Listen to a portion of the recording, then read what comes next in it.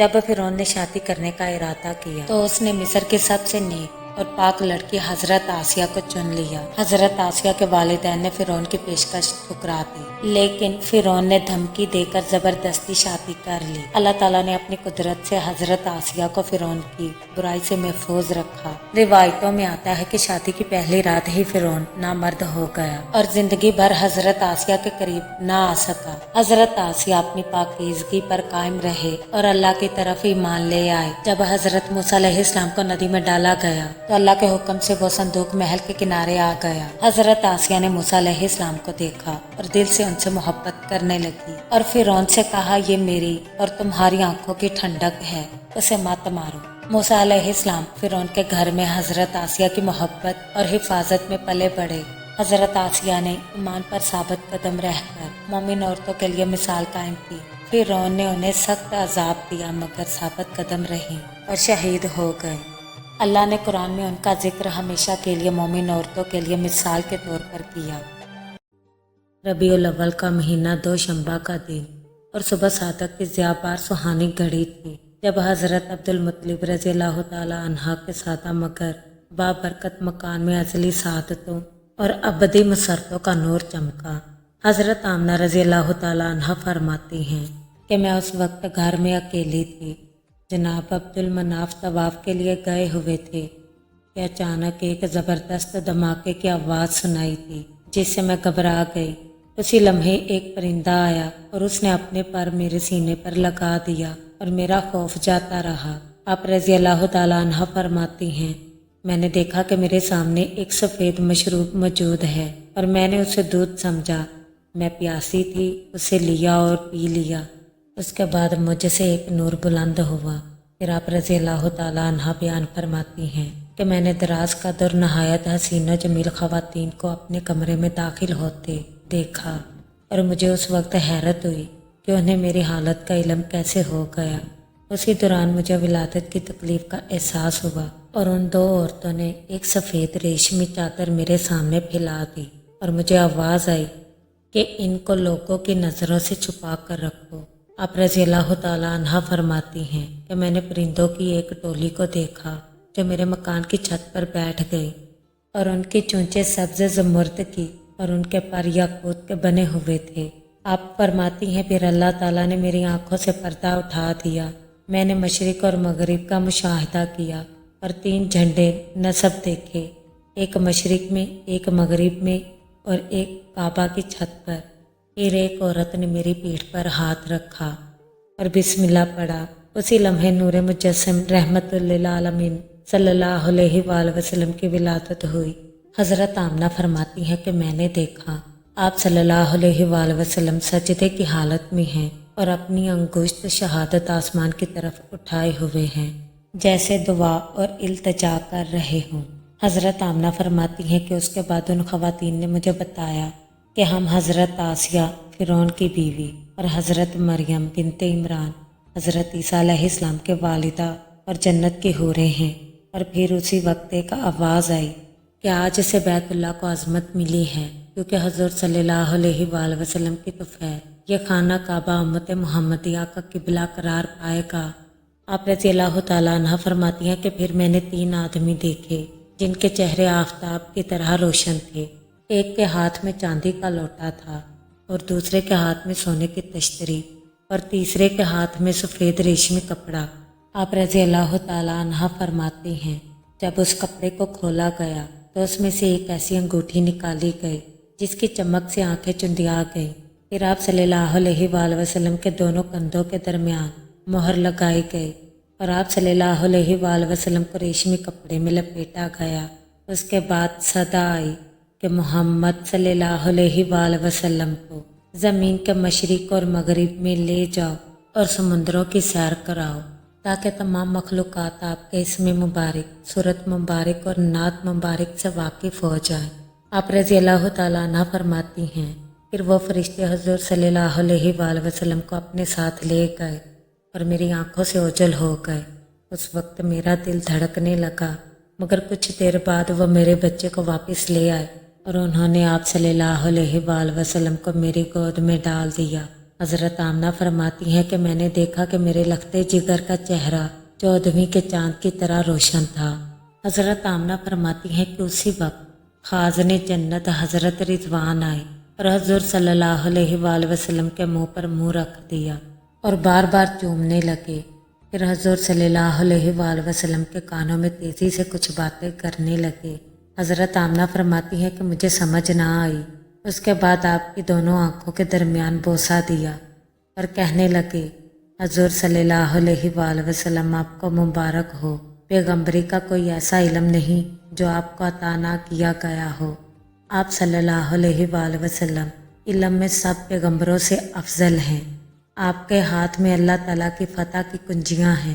اب آپ صلی اللہ علیہ وآلہ وسلم کو کسی قسم کا ڈر یا خوف نہیں ہونا چاہیے۔ حضرت آمنہ فرماتی ہے کہ پھر میں نے دیکھا کہ حضور صلی اللہ علیہ وآلہ وسلم نے سفید رنگ کی 3 چابیاں اپنے ہاتھوں میں تھام لی۔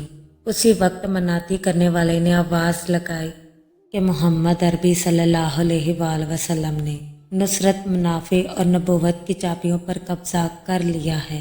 اس کے بعد وہ فرشتے غائب ہو گئے اور میری نظروں سے اوجھل ہو گئے۔ حضرت آمنہ رضی اللہ تعالیٰ عنہا فرماتی ہیں، پھر میں نے اپنے لختے جگر کی طرف نگاہ کی تو دیکھا کہ آپ صلی اللہ علیہ وآلہ وسلم 14ویں کے چاند کی طرح روشن ہیں اور آپ صلی اللہ علیہ وآلہ وسلم کے جسم مبارک سے خالص کستوری کی خوشبو مہک رہی ہے۔ ان تمام واقعات اور مشاہدات کو دیکھنے کے بعد آپ رضی اللہ تعالیٰ عنہ فرماتی ہیں کہ میں نے اپنی ایک باندی کو اپنے سسر محترم حضرت عبد المطلب کے پاس بھیجا۔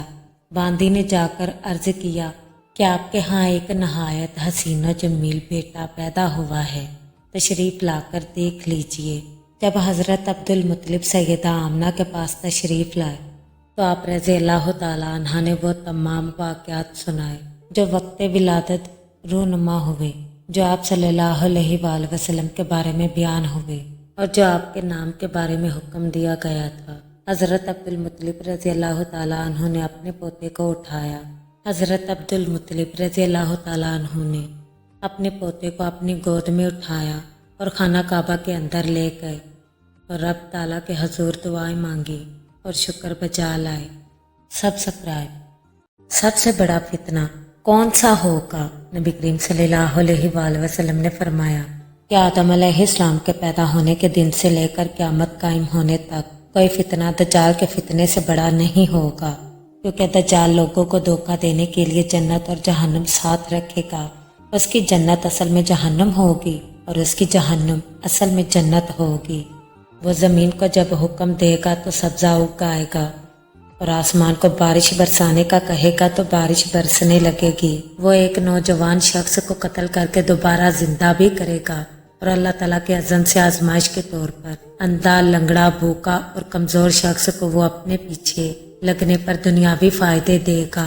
جو لوگ ہوں گے اس کے ظاہری معجزات دیکھ کر دھوکہ کھائیں گے اور کمزور ایمان والے کہیں گے کہ یہ ہمارا خدا ہے، جبکہ مومن پہچان لیں گے کہ یہ جھوٹا انسان ہے۔ اور دجال کی بیعت کرنے والے زیادہ تر یہودی ہوں گے۔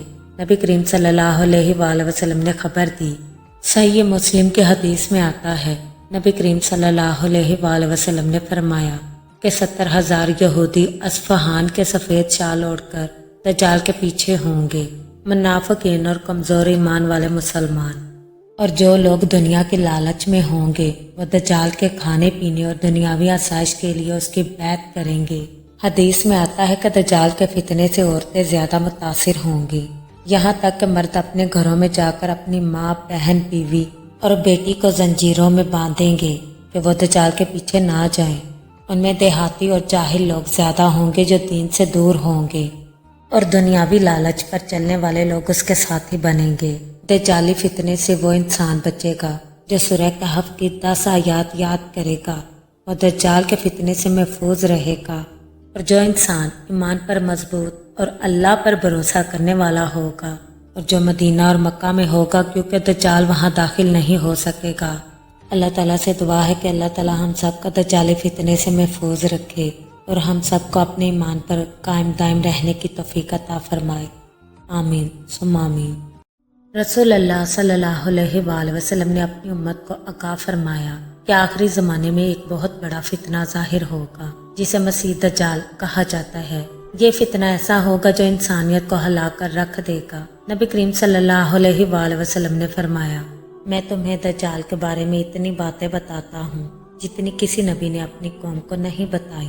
سید رسول اللہ صلی اللہ علیہ وآلہ وسلم نے فرمایا کہ دجال کی ایک آنکھ ہوگی جبکہ دوسری آنکھ پھوٹی ہوئی اور بیکار ہوگی، اور اس کی پیشانی پر کافر لکھا ہوگا جسے ہر مومن پڑھ سکے گا۔ وہ دنیا کے مختلف علاقوں میں گھومے گا اور اپنے آپ کو خدا ظاہر کرے گا۔ سید رسول اللہ صلی اللہ علیہ وآلہ وسلم نے دجال کے گدھے کا بھی ذکر فرمایا۔ آپ صلی اللہ علیہ وآلہ وسلم نے فرمایا کہ یہ عام گدھا نہیں ہوگا بلکہ عجیب و غریب خلقت والا ہوگا۔ یہ گدھا سفید ہوگا، اس کی جسامت بہت بڑی ہوگی، اس کے دونوں کانوں کے درمیان کا فاصلہ 80 ہاتھ ہوگا۔ یہ غیر معمولی کان اور جسامت اس بات کی علامت ہے کہ دجال کی سواری عام سواری نہیں ہوگی بلکہ یہ ایک آزمائش ہے، اور دجال کا گدھا اتنا تیز ہوگا کہ ایک قدم میں بہت بڑی زمین طے کرے گا۔ لوگ حیران رہ جائیں گے کہ یہ کس قدر تیز رفتار ہے۔ وہ دنیا کے شہروں اور بستیوں میں بڑی آسانی سے پہنچ جائے گا۔ سید رسول اللہ صلی اللہ علیہ وآلہ وسلم نے فرمایا کہ دجال کے پاس جنت اور جہنم کی مانند دو چیزیں ہوں گی، لیکن حقیقت میں اس کی جنت آگ ہوگی اور اس کی آگ جنت ہوگی، یعنی وہ لوگوں کو دھوکہ دے گا۔ ایک ہاتھ میں آسائشیں اور باغات دکھائے گا اور دوسرے ہاتھ میں عذاب اور آگ۔ یہ سب کچھ اللہ تعالیٰ کی طرف سے انسانوں کا امتحان ہوگا۔ کمزور ایمان والے دجال کے فریب میں آ جائیں گے، لیکن مومن پہچان لیں گے کہ یہ سب دھوکہ اور فریب ہے۔ دجال ایک خوفناک فتنے کے ساتھ ظاہر ہوگا۔ اس کے گدھے کے دونوں کانوں کے درمیان کا فاصلہ 80 ہاتھ ہوگا۔ یہ سواری غیر معمولی اور تیز رفتار ہوگی۔ دجال کے ہاتھ میں جنت اور جہنم جیسی نشانیاں ہوں گی، لیکن حقیقت میں وہ دھوکہ ہوگا، اور اہل ایمان اس فتنے کو پہچانیں گے اور اللہ تعالیٰ سے حفاظت طلب کریں گے۔ سبسکرائب